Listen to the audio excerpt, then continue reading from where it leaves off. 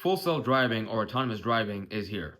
And whether we like it or not, I think the future, in my opinion, holds where full self-driving or autonomous driving will be, unfortunately or fortunately, depending on your perspective or opinion on the matter, mandatory. And manual driving will be a lost skill, akin to the driving of a stick shift vehicle here in the West. It's a lost skill. Now, I have a few things here. It could be a very good thing. And from personal experience, having personally experienced the Tesla full self driving, which is supervised full self driving, I experience it often. I can tell you that I was one of the greatest skeptics of this type of technology, and of course I still don't fully trust it. However, it is getting better and better with each passing update that it gives to the vehicles. It's evolving. And there's another company that does full self-driving as well that is completely autonomous, and that's Waymo. Now, both the companies operate their self-driving suite quite differently. Waymo operates under geofencing, which are pre-mapped areas, and it uses radar-based systems like lidar and radar and cameras, while Tesla uses strictly a vision-based system from cameras and uses AI to aggregate its driving capability. Now, the thing is that without going too much into the details or which one is better, I was one of the biggest skeptics out here for full self driving. It in theory it sounds really nice, right? It sounds really nice. I mean, you can put a location in, and assuming that the full self driving is fully matured, and no longer do we have to supervise, or we could just basically put in an address, go to sleep, and wake up at the destination. Now that sounds fantastic, and in my opinion, it is inevitable. It is bound to happen. However, in my opinion, I don't believe the technology is there just yet, but it is pretty damn close. I have personally experienced Tesla's supervised full self-driving many times, and in one occasion, I have done a 400-mile road trip, and only about 10 to 20 minutes of that, I had to take over the wheel. So it really is, I can really see the potential in this piece of technology, and I actually really do like it. Still, I don't trust it one bit, and I am still supervising it, and I am very attentive.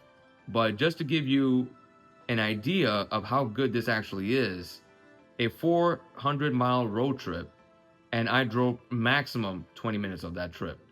It is currently a game changer, and with each update pushed to the vehicles, the full self-driving technology improves significantly. Now, there is a rollout in June where Tesla plans on rolling out fully unsupervised automated self-driving in select areas, and that will be one of the biggest tests, or a baseline test, to see exactly where the technology is at and what kind of potential it has. But I do see great potential in this.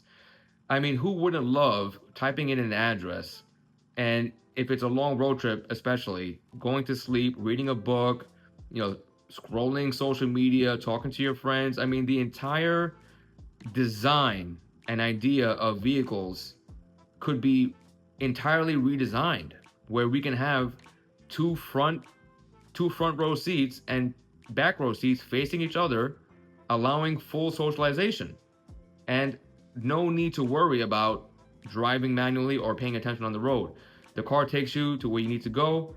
You can choose what to do in your vehicle from that point on. While I see great potential in this technology, and I am currently a huge fan, I also have a few concerns. Number one, I foresee this technology becoming mandatory in the future. It will undoubtedly be the safest option available for driving once it fully matures, as opposed to human drivers, which account for a ridiculous amount of suffering in the world. Number two, if and when, more likely when, it does become mandatory where you have to self-drive, I believe the motor vehicle insurance prices will be will become astronomically unaffordable for those wishing to drive manually, therefore being forced to drive autonomously. Now, this really could be a good thing or a bad thing depending on how you look at it. I'm mainly looking at it from a loss of freedom standpoint perspective. I mean, losing the ability to manually take over your vehicle just doesn't sit right with me. But I believe that future is still far off and a lot can happen between now and then.